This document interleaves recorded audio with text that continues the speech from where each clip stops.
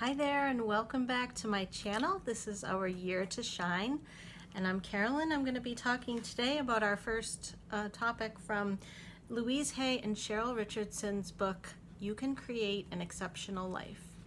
And I did read some excerpts from the introductions. Louise and Cheryl each wrote their own introductions to the beginning of the book.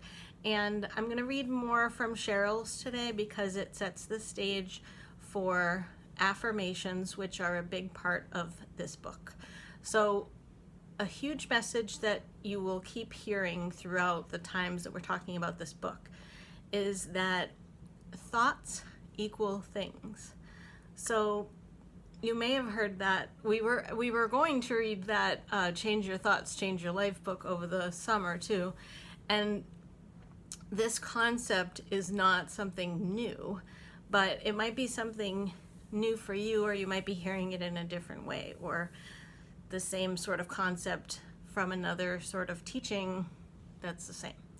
So anyway, I did tell you that I'm going to read an affirmation from Louise wisdom cards that I have. So I'll pick one for today and see what it is.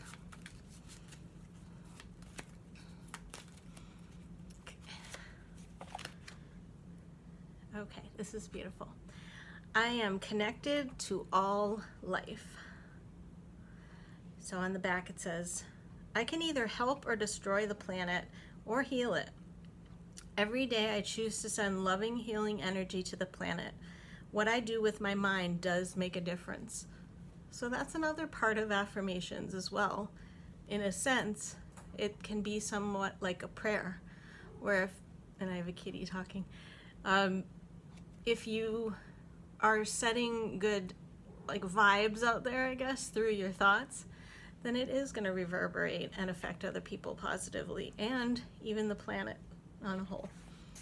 So Cheryl tells us about, remember how I told you this is going to be really a conversation between Cheryl and Louise throughout this book.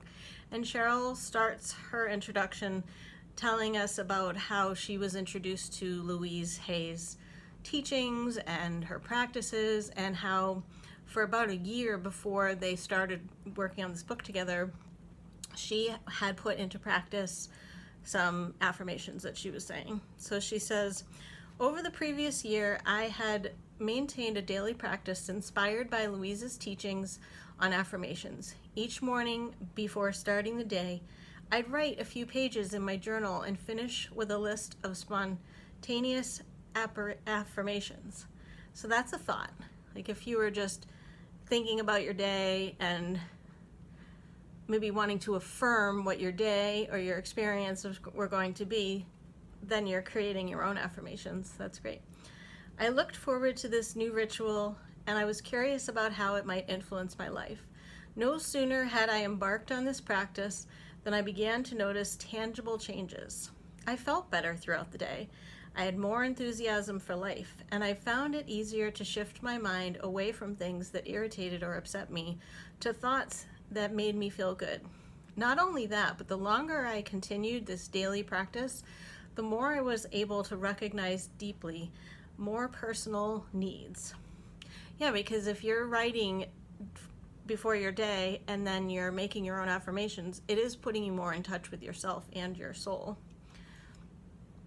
I began to see patterns in the themes in the affirmations I was creating too.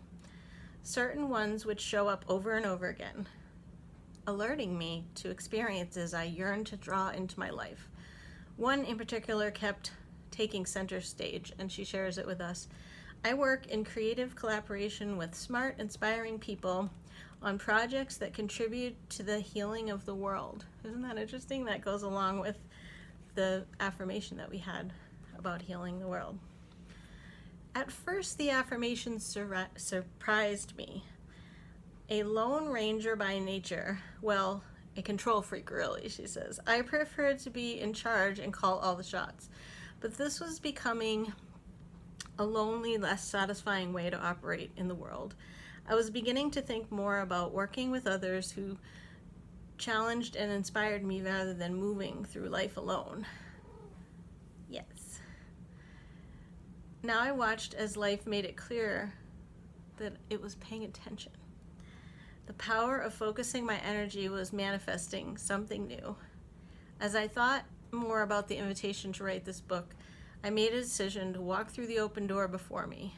And yes, I would love to write this book with Louise, she said. And what's the next step? So I just want to stop there for a minute and talk about affirmations a little bit more. I did a video last March in 2020, about my own affirmations and what affirmations are. Basically, you are affirming, it's an affirming statement. That makes sense, right? An affirmation. Is it something that you're aspiring to? Maybe, because like Cheryl said, she had that one about really wanting to work with creative people and healing the world. So she wasn't necessarily there yet, but that was what she was saying. Let me go back to how she worded it. So she was actually already saying it like it was present in her life. So give it a try. See how it feels. I shared with you, even in the last video where I introduced the book, that sometimes there's a rub for me if I try too hard to say something that's way out there. In that video last year, I remember using an example of someone saying, I'm a millionaire. And there's so much evidence that that isn't true, so they can't even jump on board with it and get to the point of that making a difference. And in fact, if you say anything, like say I'm trying to think of, we'll say, using that one as an example, if you say that and there's too much of a dissonance in the way you feel, then it's not going to be affirming. It's going to, how do I say this without sounding crazy, but well, in some respects, this is what's going to sound a little bit nuts, is that in some respects, you can totally believe whatever you want.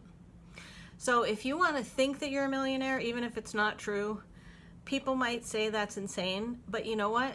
You are, like, the more you believe it, the more it is going to become true if you can subscribe to this type of teaching.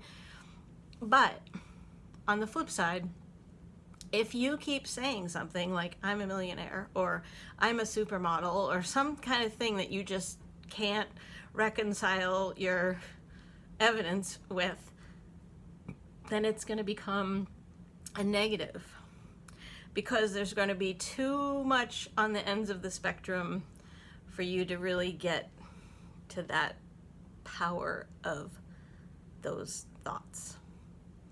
So Louise has an affirmation that says, it's only a thought, and a thought can be changed. And that would be in terms of, if you're waking up in the morning and your first thought is something horrible, like, I don't want to wake up, or I hate my job, or something like that, then you can change that.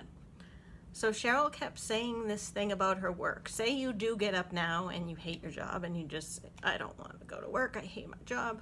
And then you start changing that. And you get up in the morning and maybe you write the pages like Cheryl talks about, and you think, what do I need? What do I want? Those sorts of things. And you come up with statements, like they are like little sort of dream statements in some respects. And I have a frisky kitty. So you might say something like her work-related affirmation. Or you might say something that feels a little bit more like you can get onto it. Something like, I'm grateful for being employed. It allows me to have money to live, and I'm looking forward to this vacation I'm going on, or something like that, where you can really, like, even if you hate your job, then it is at least making that situation a little more positive.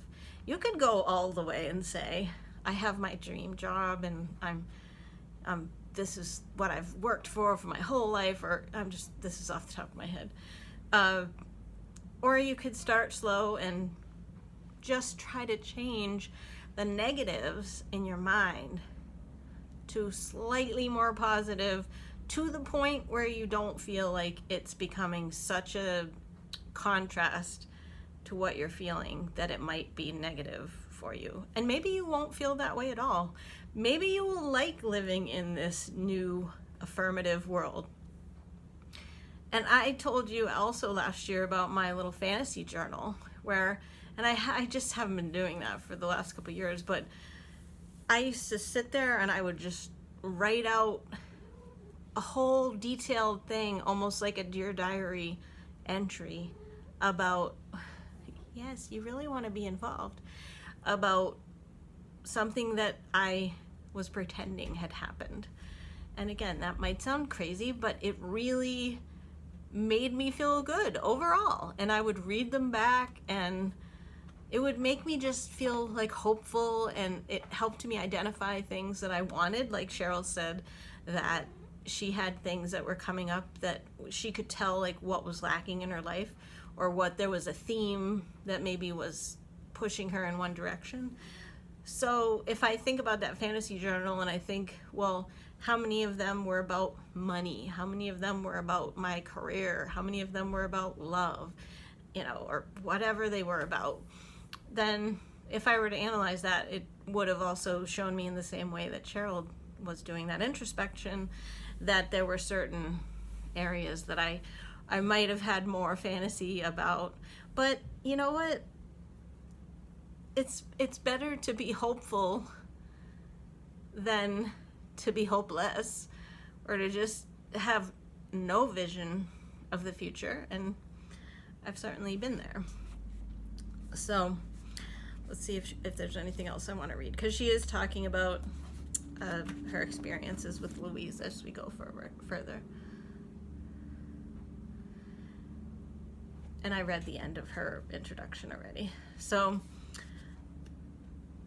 basically, there's going to be a lot of that in this book.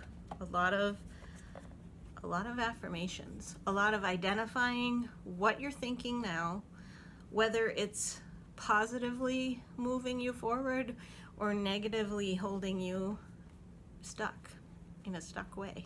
That came out really uneloquently.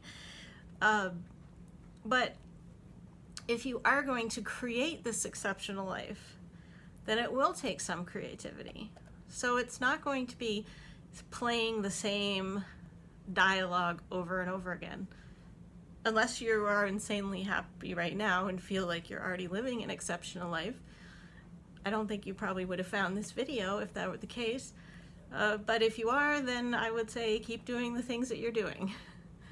But for the rest of us, we are looking to be happier, looking to feel like our life has more meaning, looking to change things that maybe we feel would be better served in a different way. So that's where I'm at. I think this book is really well timed. I hope you stay with me on the channel here for our discussion. There's going to be a lot of things to talk about. And also be thinking about this affirmation of the day. I am connected to all life. Yeah. Thanks for watching, and I will see you on the next video.